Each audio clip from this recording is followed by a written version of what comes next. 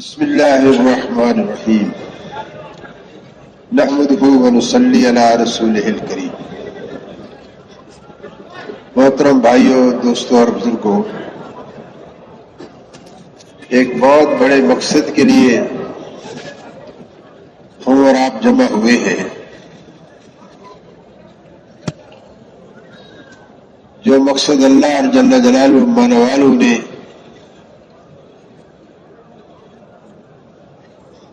عطا فرمایا، اس مقصد پر پوری کی پوری امت کیسے آ جائے۔ ایک بات۔ دوسری بات یہ ہے کہ جس سطح پر جناب رسول اللہ صلی اللہ علیہ وسلم عبادات، ایمانیات، معاشرت، معاملات، غرضے کے دین کے ہر شعبے کے اندر امت کو جس سطح پر چھوڑ کر گئے تھے، امت مسلمہ دوبارہ کیسے اس سطح تک پہنچ جائے، اس مقصد کو حاصل کرنے کے لیے ہم اور آپ سارے کے سارے جمع ہوئے ہیں، جو ہماری اس اجتماع کی پہلی مجلس ہے۔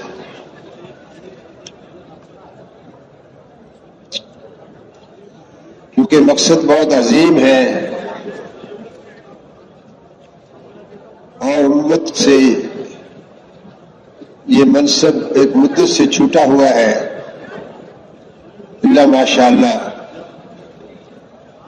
دوبارہ امت اس مقصد پر کیسے آ جائے، اس کے لیے ہم اور آپ جمع ہوئے ہیں۔ ایسی مجالس اللہ جل جلالہ والوں کے ہاں بہت مقرب ہیں اور اللہ کے ہاں ان کی بڑی فضیلت ہے۔ ایسی مجالس میں جو لوگ جمع ہوتے ہیں اور اس بات کی فکر کرتے ہیں کہ دین کے سارے شعبے کیسے اپنی حقیقت کے ساتھ دوبارہ ہر فرد مسلم کی زندگی کے اندر آ جائیں،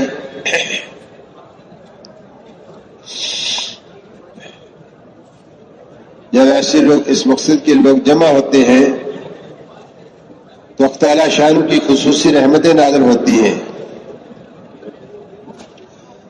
اور اللہ کی نورانی مخلوق، معصوم مخلوق، فرشتے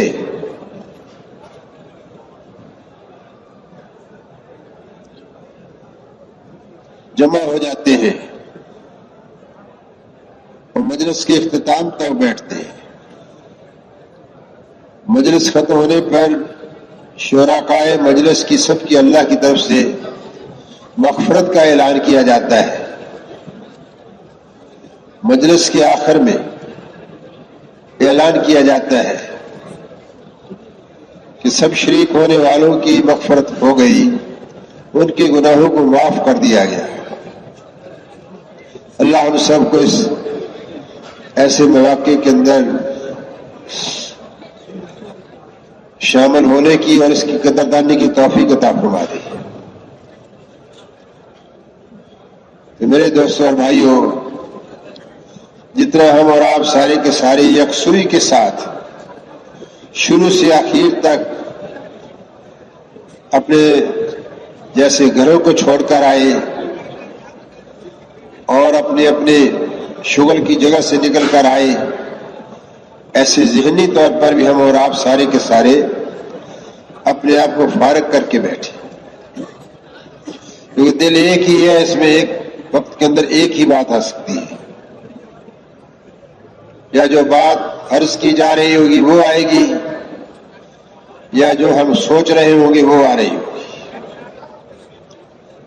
چل کر آئے ہیں، سب کو چھوڑ کر آئے ہیں، اس لیے جن چیزوں کو چھوڑ کر آئے ان کے خیال کو بھی ہم چھوڑ کر بیٹھے، اور ہر وہ چیز جس سے ہماری توجہ اور دھیان بٹے اس سے ہم اجتناب کریں۔ تاکہ اللہ کی بات، اللہ کے دین کی بات پوری عظمت اور وقار کے ساتھ سنی جا سکے۔ سننے کا حق ادا کریں گے تو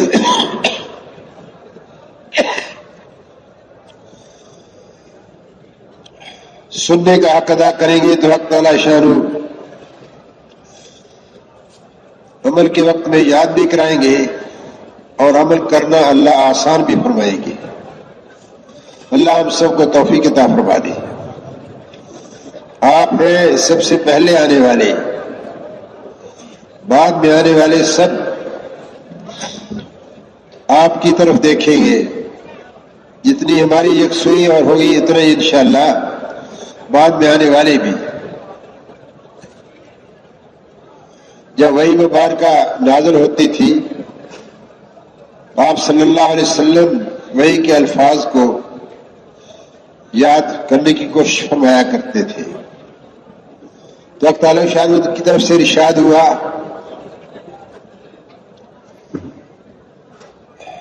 کہ آپ اپنی زبان کو حرکت میں نہ لائیں، آپ صرف سنیں اور آپ کے اندر ان چیزوں کو یاد کرانا اور آپ کی زبان پر جاری کرانا ہی ہمارا کام ہے۔ اسی انداز سے ہم اور آپ سارے کے سارے اس ساری جتنی مجالس ہوں گی اس اجتماع کی، ان سب کے اندر ہمارا انداز یہی ہو۔ اللہ ہم سب کو توفیق عطا فرما دے۔ تو میرے دوست اور بھائیوں، حقیقت یہ ہے کہ ہم دنیا کے اندر آخرت کی تیاری کے لیے آئے ہیں، آخرت کی تیاری کے لیے آئے ہیں، آخرت بنانے کے لیے آئے ہیں۔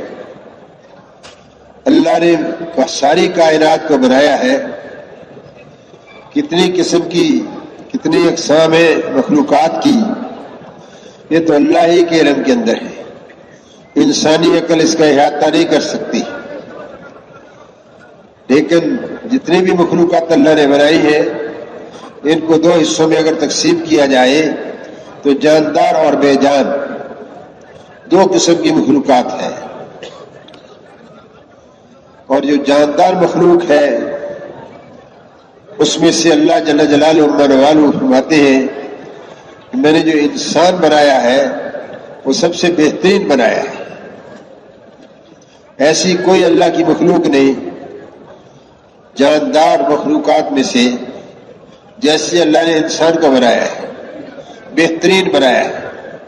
4 قسمیں اللہ نے کھائیں، 3 کی قسم کھائی، زیتون کی قسم کھائی، بلد امین کی قسم کھائی اور طور سینا کی قسم کھائی۔ حق تعالی شان ارشاد فرماتے ہیں، جس کا مفہوم یہ ہے کہ میں نے بہترین انسان کو بنایا ہے، سب سے خوبصورت۔ جیسا اللہ نے انسان کو بنایا اس سے زیادہ خوبصورت اللہ نے کسی مخلوق کو نہیں بنایا۔ اور پھر اللہ یہ بھی ارشاد فرماتے ہیں، اے انسان، یہ ساری مخلوقات جو ہمارے علم میں ہے، ہمارے علم میں نہیں، جاندار ہے، بے جان ہے، سب کو سب مخلوقات کو میں نے تیری خدمت کے لیے بنایا ہے، بالواسطہ بلا واسطہ۔ ساری مخلوقات انسان کی خدمت کے لیے نے بنائی ہے۔ انسان اللہ کے نزدیک کتنا محترم ہے، کتنا قیمتی ہے کہ چاند کو بھی اس کی خدمت میں لگا دیا، سورج کو بھی اس کی خدمت میں لگا دیا، ہواؤں کو بھی اس کی خدمت میں لگا دیا، اور موسموں کو بھی اس کی خدمت میں لگا دیا، اشیاء خوردنوں کو بھی اس کی خدمت میں لگا دیا، اور مشروبات کو بھی اس کی خدمت میں لگا دیا۔ ساری مخلوقات کو، ہاں اگر معدنیات کو دیکھا جائے اور جواہرات کو دیکھا جائے، زمین کے اندر چھپی ہوئی جو معدن ہیں ان کو دیکھا جائے تو وہ بھی بالواسطہ بلا واسطہ انسان کی خدمت کے لیے ہے۔ چوپاؤں کو دیکھا جائے تو وہ بھی انسان کی خدمت کے لیے ہے، پرندوں کو دیکھا جائے تو وہ بھی انسان کی خدمت کے لیے ہے، حشرات الارض کو دیکھا جائے تو وہ بھی انسان کی خدمت کے لیے ہے. اور انسان کو اللہ پاک فرماتے ہیں کہ میں نے تجھے عبادت کے لیے پیدا کیا ہے. انسان کو اللہ نے عبادت کے لیے پیدا کیا ہے، اپنی بندگی کے لیے پیدا کیا ہے. اللہ نے اپنی طاعت کے لیے جنات کو اور انسان کو اللہ نے پیدا کیا ہے. اور اگر ہم اس اعتبار سے دیکھیں کہ ہم جناب رسول اللہ صلی اللہ علیہ وسلم کی امتی ہیں، اللہ اگر اس اعتبار سے اگر دیکھتے ہیں تو میرے دوست اور بھائیوں، اللہ رب العزت نے ہمیں اور آپ کو، جتنے بھی اس دنیا کے اندر مسلمان ہیں، ان سب کو اللہ رب العزت نے ساری انسانیت کی خیر خواہی کے لیے پیدا کیا ہے. ساری انسانیت کی خیر خواہی کے لیے پیدا کیا ہے. خیر خواہی کیا ہے؟ دنیا عارضی ہے اور مرنے کے بعد کی زندگی لمبی ہے. دنیا کا قیام وقتی ہے اور مرنے کے بعد کا قیام دائمی ہے. دنیا تو فنا کا مقام ہے اور تکبر کا مقام ہے، اور مرنے کے بعد کا جو مقام ہے باقی رہنے والا ہے اور ہمیشہ کے لیے ہے، اور اس کے اندر لذت ہی لذت ہے، بشرطے کہ ہم نے اس دنیا کی زندگی کو جو ہمارا پیدا کرنے والا ہے اس کی مرضیات کے مطابق گزار لیا. پھر تو مرنے کے بعد مزے ہی مزے ہیں. قبر میں مزے ہیں، حشر میں مزے ہیں، صراط پر مزے ہیں، اور جنت کی نعمتوں کو انسان حاصل کرے گا. اور ایک یہ بھی فرمایا کہ تجھے میں نے آخرت کے لیے بنایا ہے. انسان کو اللہ نے آخرت کے لیے بنایا ہے. تو پہلی جو بات میں نے عرض کی کہ ہم حضور صلی اللہ علیہ وسلم کے امتی ہیں، اس سے مقصود یہ ہے کہ جس کام کو جناب رسول اللہ صلی اللہ علیہ وسلم نبوت ملنے کے بعد سے لے کر وصال مبارک تک جس کام کے اوپر، جس فکر کے اوپر، جس مقصد کے اوپر اپنی ساری صلاحیتیں، جانی مالی بدنی ساری صلاحیتیں جس مقصد کے اوپر لگا کر گئے، اس مقصد پر لگا دینا، اس خیر خواہی والے کام پر لگا دینا، یہ ہماری اور آپ کی اللہ نے ذمہ داری بنائی.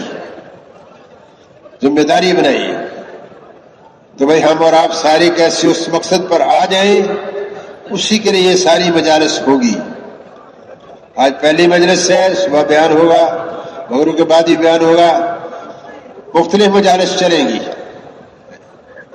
ان سب کے اندر اسی بات کی طرف متوجہ کیا جائے گا کہ بھئی ہم کیسے اس مبارک زندگی پر آ جائیں جو زندگی اللہ کی ہم سے اللہ چاہتے ہیں، جو زندگی اللہ ہم سے چاہتے ہیں، جو مقصد اللہ ہم سے چاہتے ہیں، کیسے ہم اس پر پورے اتر آئیں.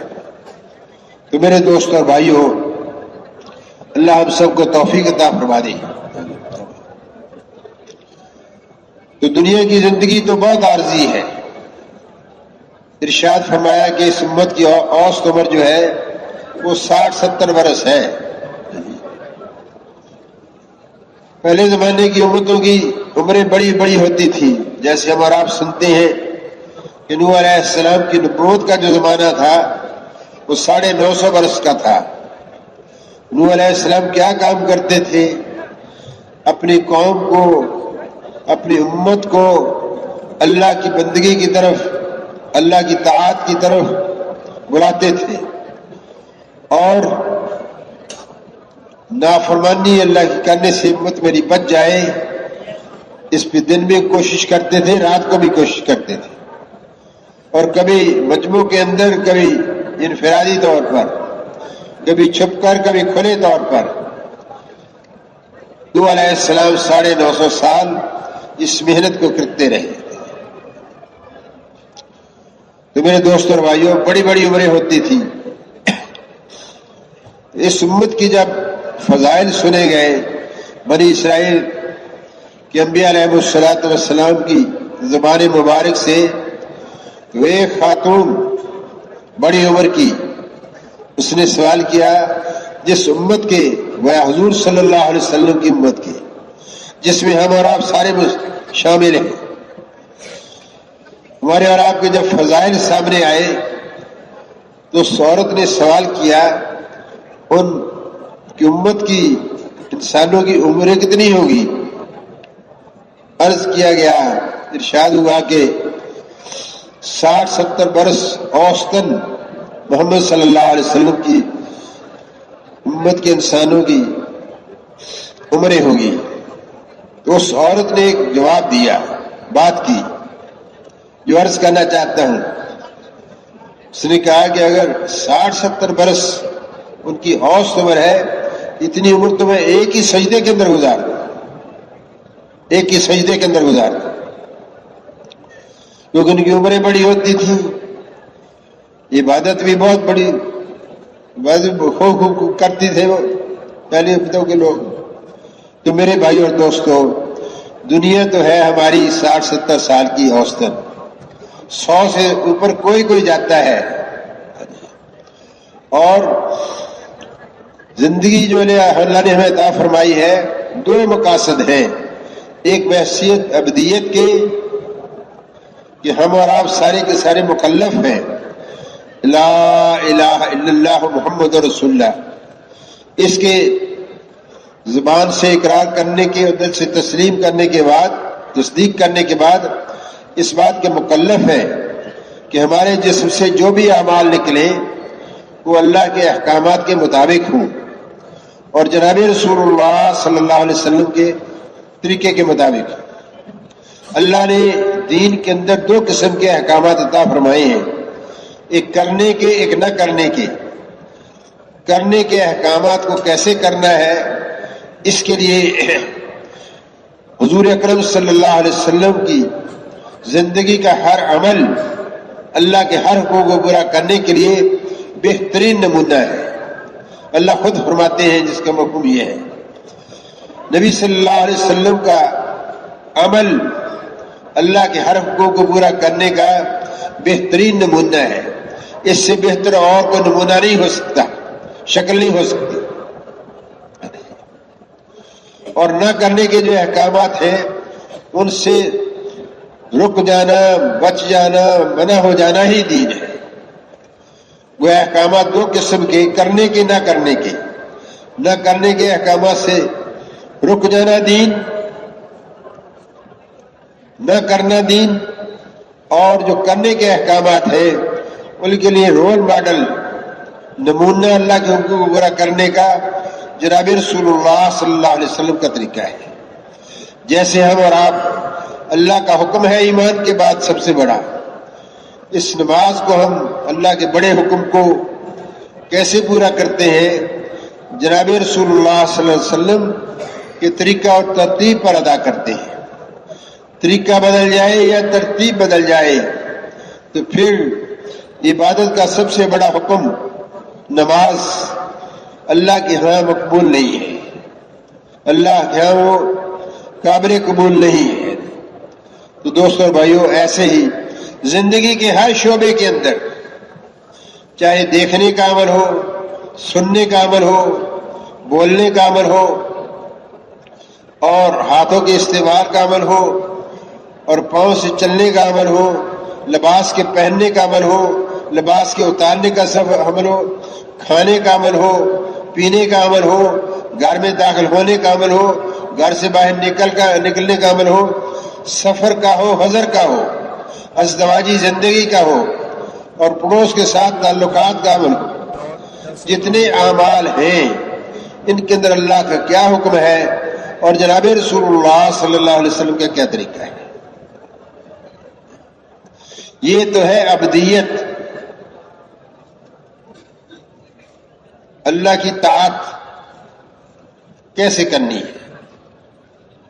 اور اس امت جو ہے اس کو دین دعوت بھی دیا، عبادت بھی دیا گیا جس کا تذکرہ کیا، اس امت کو دین عبادت بھی دعوت بھی دیا گیا۔ دعوت دینا انبیاء علیہ الصلوۃ والسلام کا کام تھا، حضور صلی اللہ علیہ وسلم کے خاتم النبیین ہونے کے صدقے سے ہمیں اور آپ کو دعوت کی ذمہ داری بھی عطا فرمائی گئی. دین دعوت بھی اللہ نے ہمیں اور آپ کو عطا فرمایا.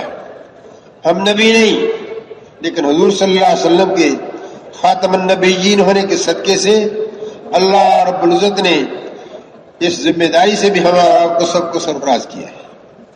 یہ سعادت بخشی ہے، یہ انعام اللہ کی طرف سے ہے. ہم بحیثیت امتی کے جناب رسول اللہ صلی اللہ علیہ وسلم کی امت کے اندر آ کر اس محنت کے کرنے کے مکلف ہیں، اس کام کے کرنے کے مکلف ہیں جس کام کو کرنے کی ذمہ داری اللہ نے حضرات انبیاء علیہ والسلام کو عطا فرمائی، اور سارے انبیاء علیہ والسلام کی محنتوں کی مجموعی محنت اللہ رب العزت نے حضور صلی اللہ علیہ وسلم کو عطا فرمائی. تو ہم بحیثیت امت مسلمہ، مجموعی امت مسلمہ کے اعتبار سے بھی اس ذمہ داری جو دعوت کی ذمہ داری ہے، دین دعوت کو زندہ کرنا، اس پر اپنی صلاحیتوں کو لگانا، یہ بھی اللہ نے ہماری ذمہ داری لگائی ہے. اور دین عبادت سر کے بالوں سے لے کر پاؤں کے ناخن تک جو عمل نکلے، کسی لائن کسی شعبے کا ہو، اللہ کا حکم اور اس کے اندر حضور صلی اللہ علیہ وسلم کا طریقہ. تو ہمیں اور آپ کو دونوں دین عطا فرمائے گئے، دین عبادت بھی اور دین دعوت بھی. محترم واجد صاحب رحمۃ اللہ علیہ فرمایا کرتے تھے، مولانا یوسف رحمۃ اللہ علیہ کے حوالہ سے، کہ پہلے دعوت کا دین زندہ ہوگا اور پھر عبادت کا دین زندہ ہوگا. کہ دعوت وہ عمل ہے کہ جس سے اس پیدا کرنے والی کی پہچان کرائی جاتی ہے. کائنات کے بنانے والے اللہ، اس کی پہچان کرائی جاتی ہے. اللہ کی ذات کتنی بڑی ذات ہے، اس نے کیسے زمین و آسمان کے نقشے کو بنایا ہے. اللہ اکبر. کیسے آسمانوں کو بغیر سہارے سے معلق کیا ہوا ہے فضاؤں میں، نہ نیچے کوئی سہارا ہے نہ اوپر کوئی اٹکا ہوا ہے. بھاری بھرکم آسمان، ہر آسمان کی موٹائی 500 برس، درمیان کا فاصلہ 500 برس، درمیان میں کوئی سہارا نہیں. اللہ کی ذات کتنی بڑی ذات ہے. اس نے ایک اپنے امر کی وجہ سے، اللہ کے ایک حکم کی وجہ سے سارے آسمان فضاؤں کے اندر معلق ہے، اور اس وقت معلق رہیں گے جب تک اللہ اپنا امر ان کے لیے بدلتے نہیں. ہر پیدا کی ہوئی چیز اللہ کے امر کے تابع ہے. چاند سے جو روشنی نکلتی ہے اللہ کے امر سے، اور سورج سے جو تپش نکلتی ہے اللہ کے امر سے. دن بدلتا ہے رات کی شکل میں اللہ کے امر سے. ہوائیں چلتی ہیں اللہ کے امر سے. تخلیق انسان اللہ کے امر سے. سورہ ذاریات کے اندر اللہ فرماتے ہیں، اس کے مفہوم یہ ہے، اوروں پر کیا غور کرتے ہو، اپنے اندر غور کرو. اللہ نے کیسے بنایا؟ 3 اندھیریوں کے اندر رکھ کر 2 قطروں کا ملاپ ہوا. اللہ نے بہترین شکل اللہ نے بنا دی. بنانے والے کون؟ پھر اللہ فرماتے ہیں، کیا تم کھیتیاں اگاتے ہو، کیا فصلیں تو اگاتے ہو؟ پھر خود ہی حق تعالیٰ شان ارشاد فرماتے ہیں کہ میں کھیتیاں اگاتا ہوں. کیا تم بارشیں برساتے ہو؟ بھاری بھرکم بادل سمندروں کی لہروں سے، سمندروں کی موجوں سے، دریاؤں کی موجوں سے، پانی کی موجوں سے اٹھاتے ہیں اور آسمان کی طرف لے جاتے ہیں، اور پھر جہاں اللہ چاہتے ہیں وہاں ان کی بارش برساتے ہیں. تو بارشیں کون برساتا ہے؟ اللہ برساتے ہیں. موسم میں تغیر کون لاتا ہے؟ اللہ لاتے ہیں. ہر چیز اللہ کے امر کے ساتھ جڑی ہے. وہ ذات جس ذات کے حکم سے ساری کائنات کا نظام چل رہا ہے، وہ ذات کتنی بڑی ذات ہے. دین دعوت، اللہ کی ذات کا تعارف کرانا. اللہ کی ذات کتنی بڑی ذات ہے. اور کتنے انسان ہیں دنیا کے اندر آج تک آ کر جا چکے. کسی دو انسانوں کی آنکھوں کی پتلیاں آپ سے ملتی نہیں, کسی دو انسانوں کی انگوٹھے کی لکیریں آپ سے ملتی نہیں. اللہ کے پاس شکلوں کے کتنے بڑے نمونے ہیں. اس ذات کا تعارف کرانا اور اس ذات نے جو احکامات دیے ہیں اس پر جو ملنے والا ہے, اجر ملنے والا ہے جی, اس کا شوق دل کے اندر پیدا کرنا, اور اس ذات کی جو نافرمانی اگر ہو گئی, حکم کو پورا نہ کیا, تو پھر مالک ناراض ہو کر کیا سزا دے گا, دنیا کے اندر کیا سزا دے گا, اور مرنے کے بعد کی جو منازل انسان ہے, منازل آخرت ہے, اس کے اندر اللہ کیا سزا دے گا. اسی کا نام دعوت ہے. موت اور موت کے بعد کی زندگی کا تذکرہ, قبر کے حالات کا تذکرہ کرنا, حشر کے میزان کا تذکرہ کرنا, صراط کا تذکرہ کرنا, اور جنت کو بیان کرنا, جنت کی نعمتوں کو بیان کرنا, اور قیامت جہنم کی ہولناکیوں کو, اس کے عذاب کو بیان کرنا, جو اللہ نے اپنے نافرمان بندوں کے لیے, بندیوں کے لیے نافرمانی پر سزا دینے کی جگہ بنائی ہے جہنم, اس کا تذکرہ کرنا. اسی کا نام دعوت ہے. تو جب ہم اور آپ دعوت دیں گے, جب دعوت کی محنت چلتی ہے, تو پھر اللہ رب العزت دلوں کی زمین کو نرم کرتے ہیں, اللہ کی عظمت دل میں اترتی ہے, اللہ کا خوف دل کے اندر بیٹھتا ہے, اور اللہ کی مان کر زندگی گزارنے کا جذبہ پیدا ہوتا ہے. دین دعوت سے دین عبادت زندہ ہوتا ہے. دعوت کی محنت سے ابدیت کی شکلیں وجود کے اندر آتی ہیں.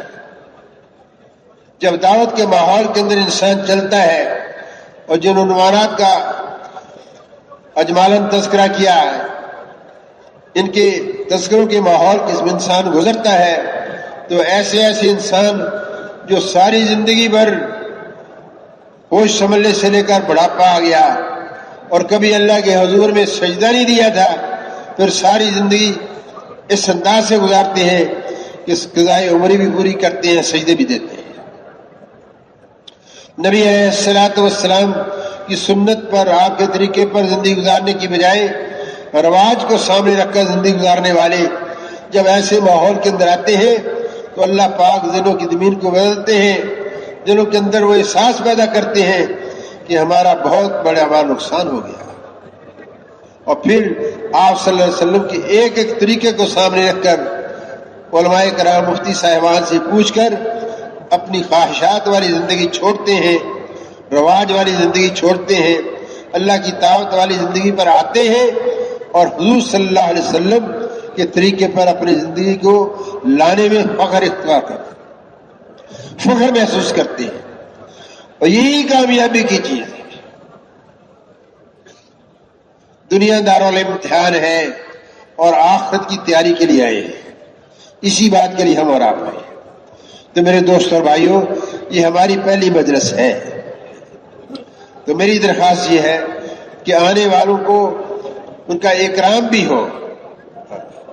بے شک ہم آ کر پہلے بیٹھ گئے, لیکن اور کوئی آتے ہیں ان کا استقبال کیا جائے, ان کے پاس بٹھایا جائے, اور اس مجلس کے اندر کوئی دوسری باتیں نہ کی جائیں. دنیا کو, گھروں کو چھوڑ کر آئے ہیں, اور اپنے دفاتر کو چھوڑ کر, اشغال کی جگہ کو چھوڑ کر, مصروفیت کے مقامات کو چھوڑ کر, دنیاوی مصروفیت کے مقامات کو چھوڑ کر آئے, ان کے تذکرے کو بھی ہم نہ کریں. ہمارا یہاں پر جمع ہونا اسی عنوانات پر ہو. اللہ کتنے بڑے ہیں, اللہ بڑی کتنی قدرت والے ہیں, اللہ کتنی صفات ہے اللہ پاک کی, ہر صفت اللہ کی مکمل ہے.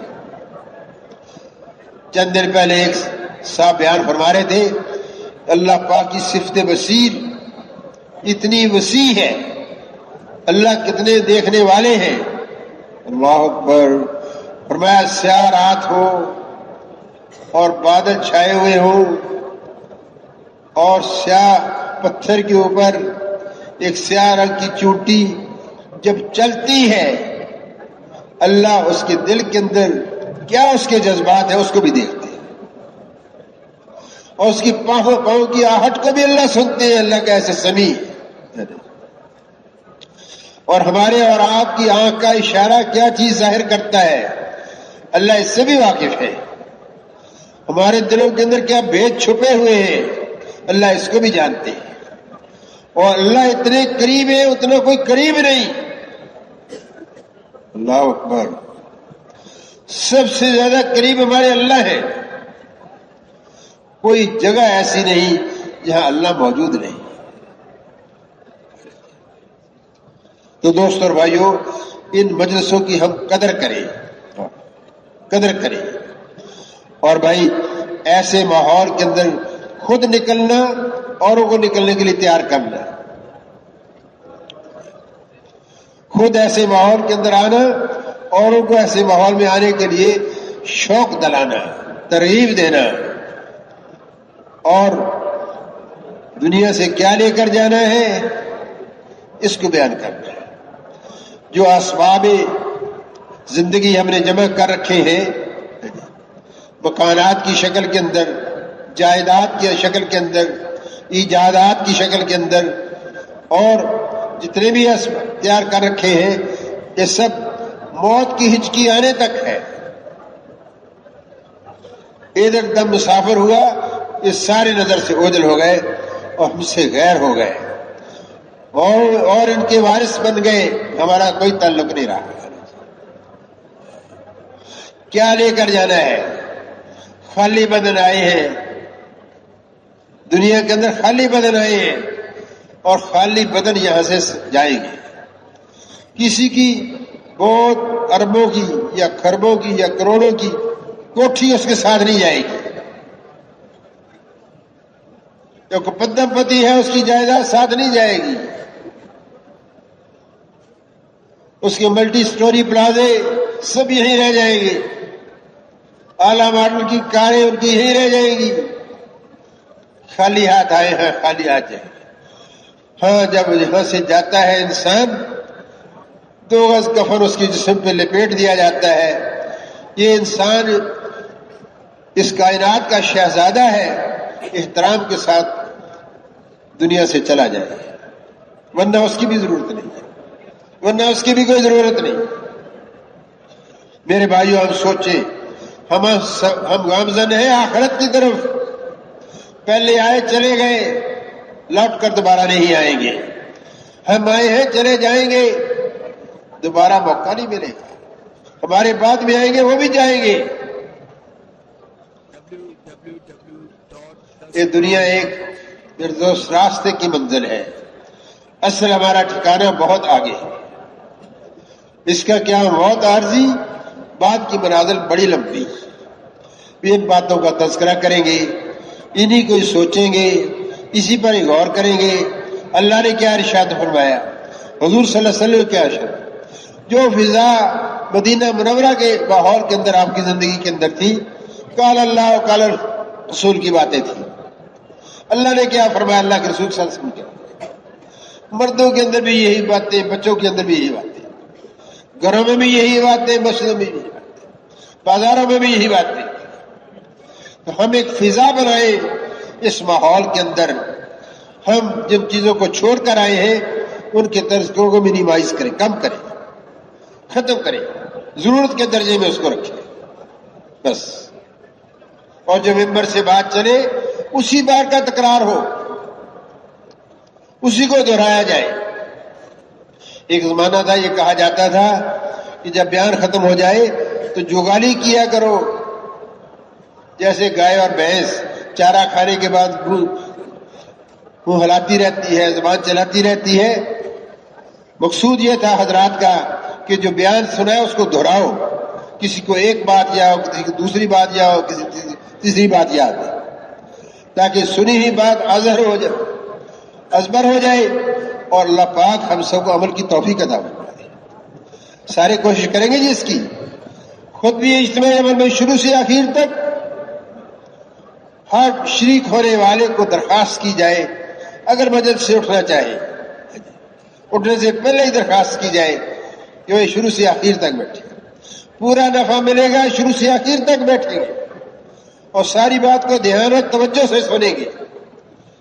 اگر ہماری توجہ چلی گئی اتنا ہی ہمارا اجتماعی اور انفرادی نقصان ہو جائے گا۔ اللہ ہم سب کو توفیق۔ اب ہماری مجلس پہلی ماشاءاللہ ہو گئی اور مغرب کے بعد بیان ہوگا۔